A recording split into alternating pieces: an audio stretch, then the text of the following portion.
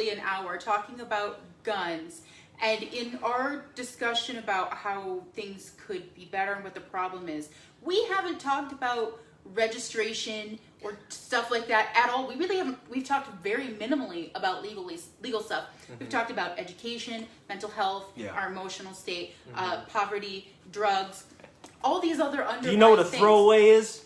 If you do, so if we were to sorry, look at how much... Yeah, it wouldn't solve anything. No, it doesn't. It doesn't. The Cold War kind of started this escalation where it couldn't just be a gun anymore, because you needed to have the better gun and the better weapon, and they started evolving into things like we've got rail guns now, and nuclear weapons. And what started out as guns and cannons turned into nuclear bombs. It goes beyond simply boom boom, right? So it's a never-ending thing. The idea, like I said before, when you try to fight fire with fire, everything burns down, right? We get to this never-ending thing where you don't feel safe unless you have the strongest firepower. So what if we managed, just for a little while, give it a year or two, to stop investing billions and billions and billions and billions of dollars. I think it's close Still haven't even reached trillions, and we're closer to that than we are. Into the development of having the slightly better gun and the slightly better weapon, and instead diverted it into all of these other things that serve people. Right. We probably wouldn't need the better weapon. So we are choosing to feed money into the violent avenue instead of saying, hey, look where we're at, and trying to use our resources to help people, get them out of the poverty, use our resources to help them, get the better education, help them feel like they have the access to the mental and emotional support that they need. Half of the military budget, if was put back into society, would set everybody back on. I would. You could literally abolish the income tax with the military budget, and then that would. You know how many people that would raise out of poverty? It would be America again. Yeah. But in the current state of the world, at that point, I'm just going to be honest, we couldn't just abolish our military in the current state of the world, where we have too many people who are pissed off in America. That was our fault for starting, and that's again that's the biggest reason why guns are such a problem, because it doesn't ensue a respect for life, where knives or swords back, the piety era of Japan, there was a respect that was there. Here we don't have respect for it. So when we have this country that we feel owes us, or we want to go over to them, and we start slaughtering their people, we don't realize that there is going to be repercussions from that. And we have created that monster. We created that. One of the things that would heal that. The American we. You're right. right. One of the things that would heal that would be trading with people. Frederick Bastiat, he was the great French economist. He said, when goods and services don't cross borders, then armies will. Right. So if there's somebody in Iran, for example, that maybe they produce some kind of art that maybe somebody in the United States likes, or whatever. There's actually a lot of amazing textiles that come out of Africa. Beautiful whatever. If we start trading with people, then all of a sudden I'm dependent on that person to get what I want out of life, and they're dependent on me, and we actually start to coexist and start learning how to love each other again. Learn to appreciate. Right, and those tight bonds that can form as a result of an industry in the United States being dependent on the industry in another country and vice versa, that creates the healthy ecosystem of love, really, and the exchange of value is the physical representation of the psychological, spiritual. It's diplomacy, because I feel like diplomacy only fails when the person who has the weapon, or when the person wielding the weapon doesn't want to see that person grow or wants whatever it is that person has and isn't giving up. Yeah. It's the only time diplomacy fails. Yeah. I think we're all at a point where everybody's too scared to be the first one to put their gun down. Right. You know what I mean? Right. Right. Because it's been ingrained. But you know, in us. like if you look at Switzerland, for example, nobody attacks Switzerland. Why? Because number one, they don't get involved in all of these. They're notoriously neutral. So nobody cares. That's about where all the them. finances are. But then number two, they trade with everybody. You know, they have really strict security when it comes to their banking system and whatnot. So everybody, you know, everybody has the international order has a need for them to exist unmolested. And if we had free markets, across the globe, then we would be in that situation. And I think we could put our guns down. But I will say we're getting a little off topic from guns to like big guns, I guess. But they're all guns. They're It's just an evolution. When it comes to guns, a cheap 22 is going to basically do the same job as like an expensive Glock, or I don't, not necessarily. You know more than I do. No. But the fact is, a Barrett is definitely going to leave a lot bigger of a mark or a hole. right? But than a 22. but regardless, they each, you kill somebody with. I don't believe that you necessarily. We could cut the military budget by 90%, 99% maybe, Right. and still have plenty to defend ourselves The with. purpose of the gun is always going to be the same. And I think that's why it doesn't matter really how big the gun gets. You could talk about a rail gun and it's not as destructive, but its message is almost identical to the message of a 22. Because whether it's one bullet or one bomb, Right. it's the same point. Right. Now, it's also dependent on who's wielding it. If America had all its weapons of extravagant technology, and we were just sitting here like, hey, we're just doing our own thing, like they're in storage, but we don't want to use them. We just don't want to use them. Back before World War II, there was a time when the Emperor of Japan wanted to invade America. This was back before we had our big military budget. And the emperor said that it wouldn't be successful because there would be a gun behind every blade of grass, right? So because of America individually being armed, there was no need to have a big collective government armorship for the case of self-defense. Right. And that's there's no need. The concept of anarchy, where the people police themselves, is very feasible when all of the people are connected. Like what Tracy I was had talking said, about. exactly like we were saying. Like if everyone was connected in that way, we wouldn't need the government. We would all have guns, but it wouldn't be a thing that we would be so quick to utilize because we would go first with the diplomacy. Diplomacy, the conversation, making the connection would be the innate default. But Well, it's whether not. the government exists or not, we could just use diplomacy starting anyway. But but that's the problem. Our government Why doesn't. can't we just go there? Because our government doesn't establish diplomacy. Our government doesn't show what diplomacy looks like at all. Like our government very much, especially who we have in office at the moment, and all of the just travesties that are happening at that level, they are a horrible representation as to what diplomacy is to look like. We don't want to follow that for nothing. Hayek, the economist Hayek, he won the Nobel Prize back in the early 1900s. He actually wrote a column called "Why the Worst Rise to the Top," and it talks about exactly that thing. How like the political system actually encourages, the narcissistic type. But anyway, Because that's we glorify it. I struggle with the idea that we elected somebody based on some belief, his skill in business. I'm not going to say everybody agrees on that, That was a fact, not going to get into that. But believing that his successes in business would translate into politics. At the end of the day, he's representing over 325 million or so Americans.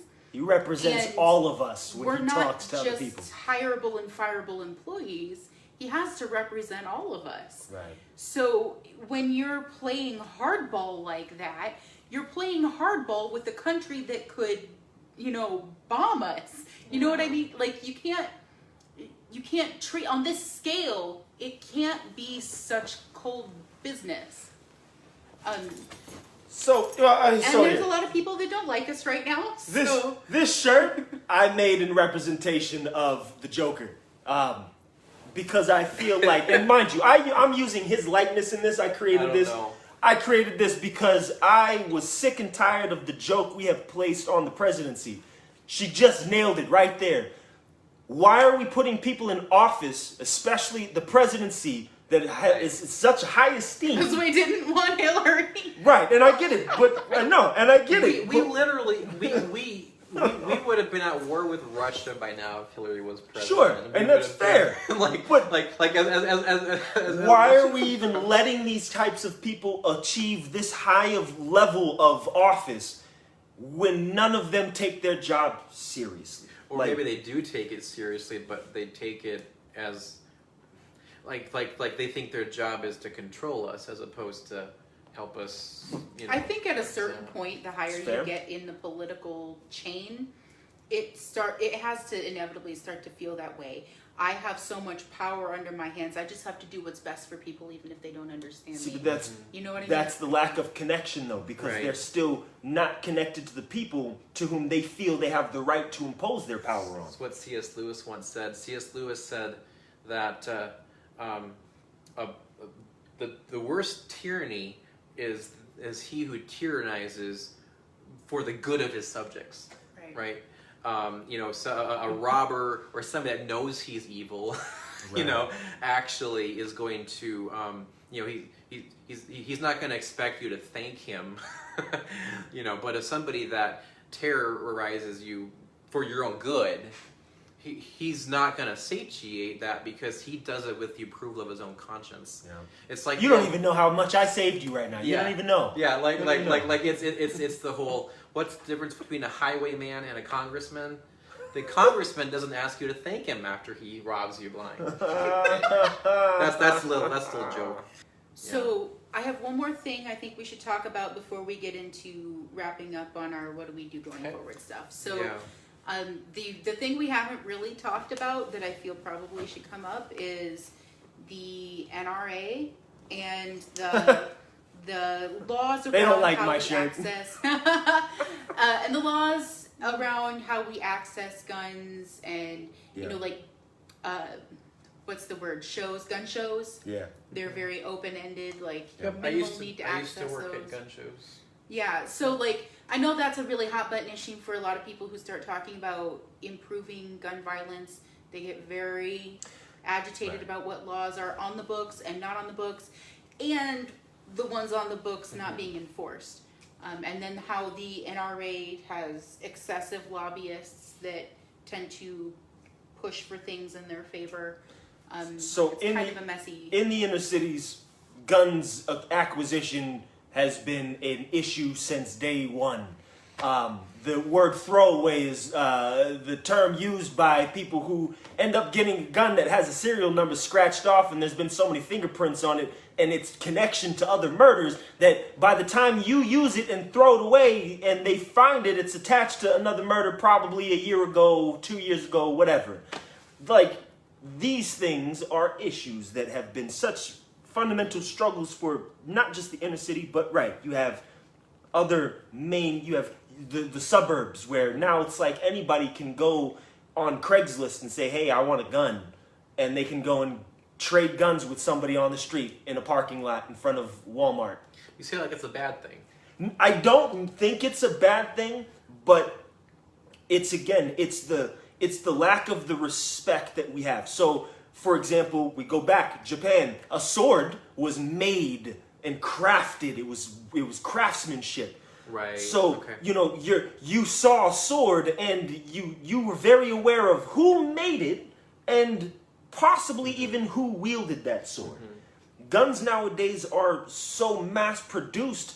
I mean, what was that Lord of War with Nicolas Cage was an amazing representation of what type of armaments are created and in the quantity of... And how the federal government actually supports it because they're wanting these wars waged. Because of, Yeah. because that is a thing. But it is a problem if the person went on Craigslist to go swap guns with somebody in a parking lot because they couldn't pass a background check to legally acquire one. That is fair. So, that is a fair... So I want to make Right. an economic point to both of that. So if we think about this, so any regulation that you have that makes it more difficult for a criminal to get a gun is also going to make it more difficult for a law-abiding, peaceful citizen that might have need of a gun to get a gun. So Maybe in an immediate circumstance, but if there should be no need that a law-abiding citizen couldn't wait 48 you hours don't know to that. acquire their gun. You don't know that. Maybe they know that somebody is threatening them or is stalking them.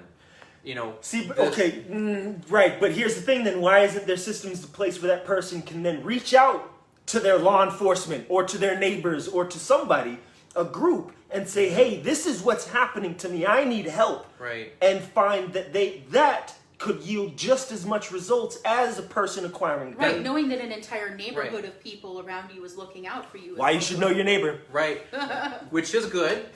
I'm not opposed to that. But people also want to have the responsibility to take care of themselves. That's fair. And if those neighbors aren't going to be able to be around 24/7, the cops aren't going to be around 24/7. I've actually seen situations where a woman.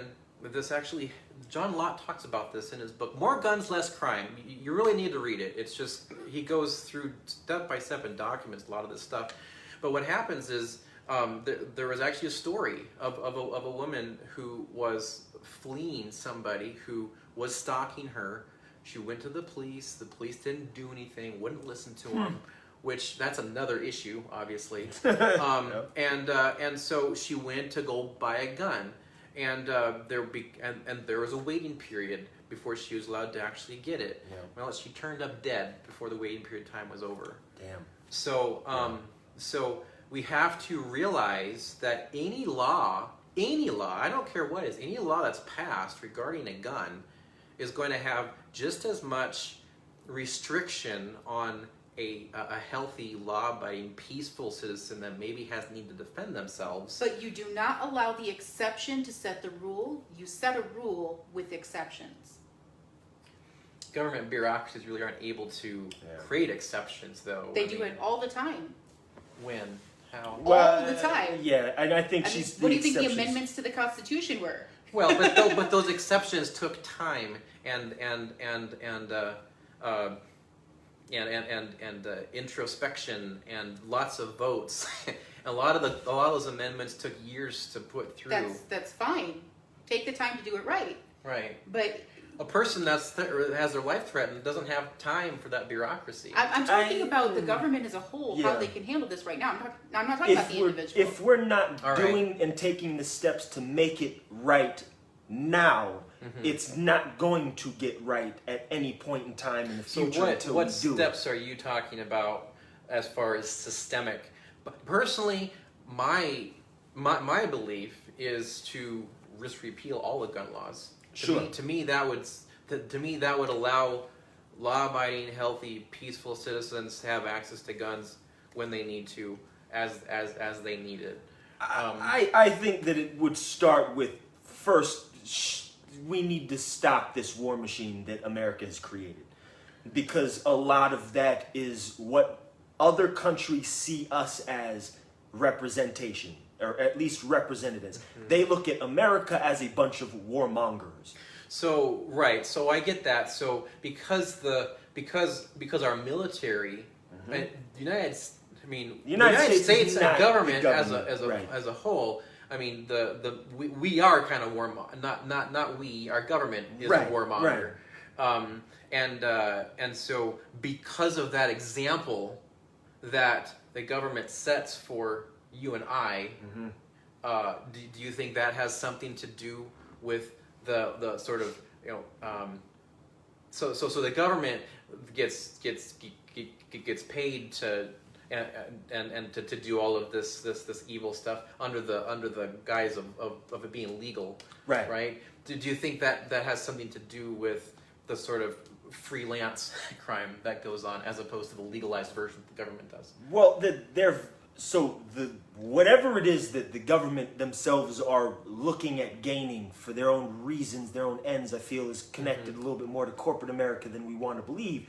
But that is a very bigger picture than what we're dealing with, but it is a representation of what it's a reflection.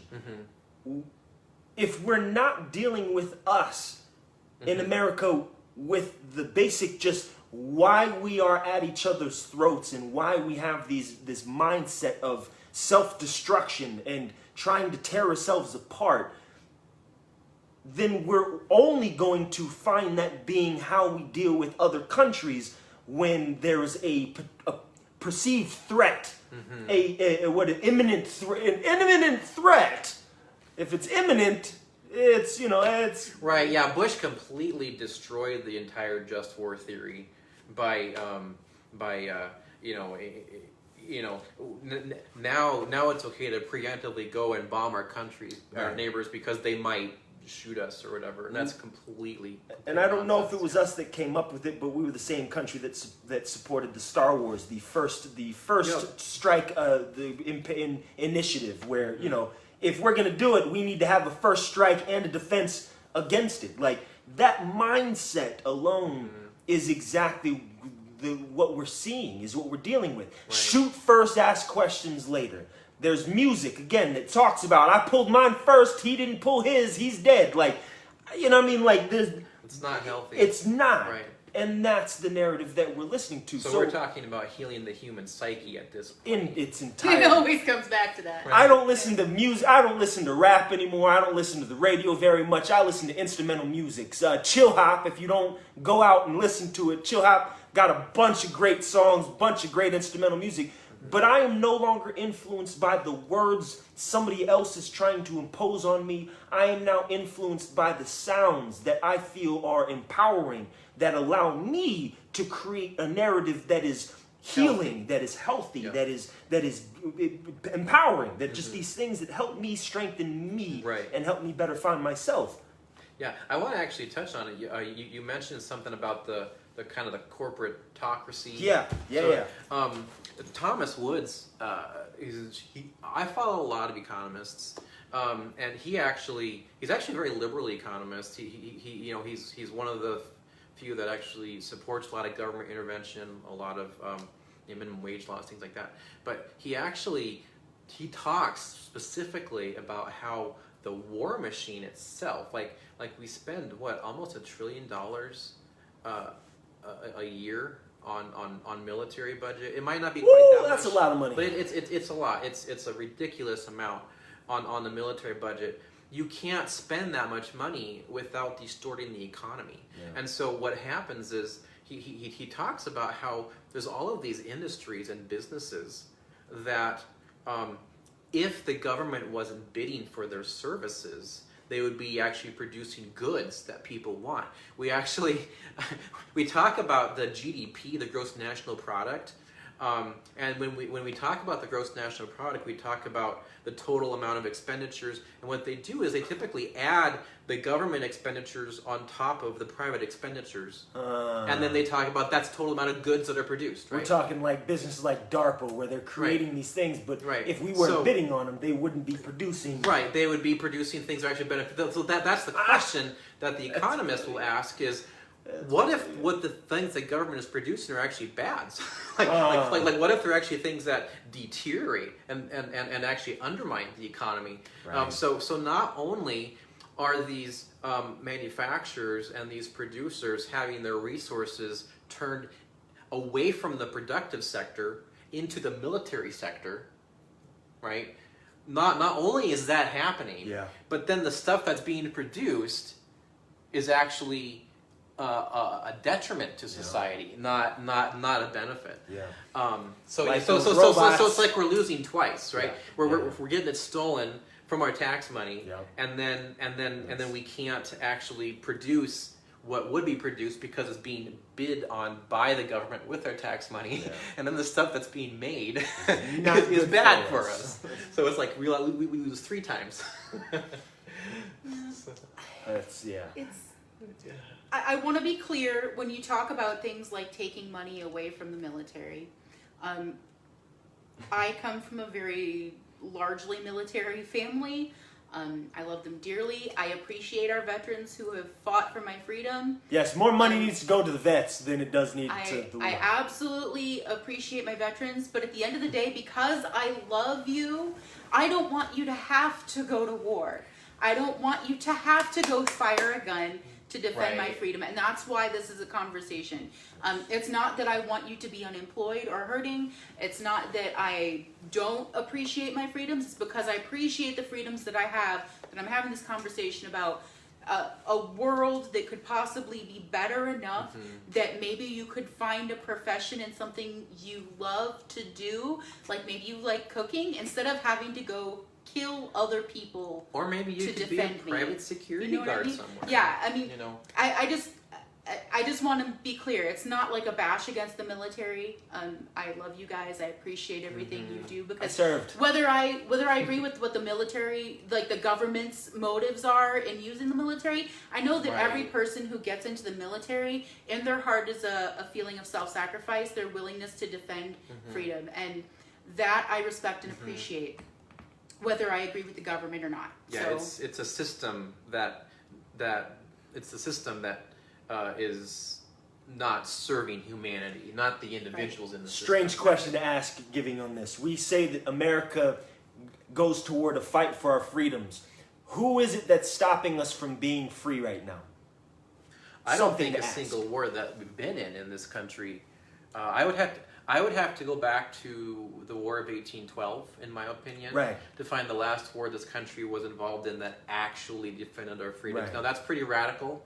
I know some people, think that the war of, the World War II was an important one. In World War II, we went and defended other people's freedoms. Right. Did we defend ours? We weren't defending ours. well, if things Yeah. had gotten out of control, maybe it would have come down to our It freedoms. could have. Maybe. It could have. But at this point, any war that we have been in has not been in any way, shape, or form defending the American people's freedom. And that's something that I think we as a collective need to really look at. And when we say, America goes to war to fight for America's freedom, who's taking our freedom? Who's trying to take our They're freedom? actually taking our freedom by taxing us to fund those wars. Our real freedom is being taken away from us here at home. Here at home, we're losing our freedoms. We're losing the ability to be free in the sense of what we used to call freedom, what it is in an innate freedom. Why are we still having to drive with driver's licenses when my tax dollars should pay for these things? These are the problems that are leading to all of these crazy Yeah. stuff. Morgan, what's up? So she has, just to add to the conversation, what about the riot situation? People would want weapons to defend their homes on short notice, and law enforcement is That's fair. so preoccupied that they have to call on the National Guard for backup. So Morgan, I don't know how long you've been with us. We did actually talk about how people that have easy access to firearms have had less problems with riots than in places that don't. But I think she's referring to specifically the waiting lists and things like that concept. Well, to be fair, if that's the stance that you take, if that's the worldview that you're in, then you either already owned a gun or you had no intention of getting one in the first place. The idea that you're waiting until there's an emergency to happen to procure the firearm. That goes back to the if you are not aware of the Some people just situation. change their minds. Right. But then you're going to have a firearm you don't know how to use. Right. It goes back to the idea if you are not at the level to where you can already assess before you're in the situation danger, then you are like most people, and I say I don't mean this negatively, but you can tell a lot about a person the way they drive their shopping cart, about how they perceive the rest of the world around them. And most of the time, you're dealing at least with people who are expecting others to pay attention and watch out for them when that's not the case. So if you are not taking care of your own security, when you're riding a bike, when you're driving your car, when you're walking up and down the street, if you're not taking responsibility for your own safety, then waiting the 2 days is already too late. Like I see what you're saying. Like the lady that I talked about that ended up being killed before the waiting period was over. Maybe she wouldn't have known how to use a gun in the first place. But again, she might not have. Maybe simply by brandishing it would have been enough. But even more so, take it further back. Had she been educated on weapons when she was younger, or in some formal way, at some point, she might have had a firearm beforehand. Right. Because she would have already been aware of the situation and said, oh man, I need to, maybe I should keep this with me because the situation seems to be needing. Right. But we have to look at reality for the way it is in the now. I understand that that's great for going forward to help people being educated, but you're always going to have people that maybe aren't educated, and so how do we help those people who are in those situations? By giving them access to the information as best they can, by making at least some form of education, at least some tutorial education. Yeah.